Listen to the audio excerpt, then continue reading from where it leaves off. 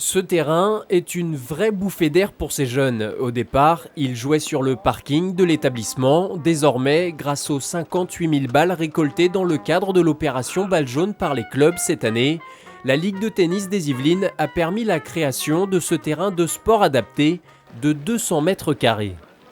Avant, on ne savait pas où elles passaient, les balles passaient à la décharge, vraisemblablement. Or, quand ça ne représente que 10% des balles utilisées, il y a pas mal de choses à voir. Et on est en réflexion pour trouver également d'autres utilisations des balles pour faire d'autres choses que des tapis.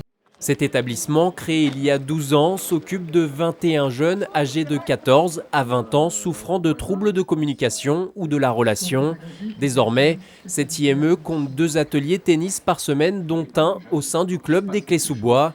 Une structure qui a permis à la jeune Anaïs de devenir championne de France de tennis adapté cet été.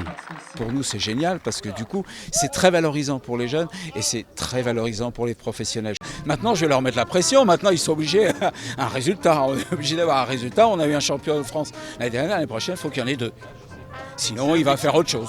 Ce terrain est le deuxième seul réalisé dans les Yvelines depuis le lancement de l'opération Balle jaune en 2008. À l'heure actuelle, 10% des balles consommées sont transformées en sol souple ou en tapis sportif.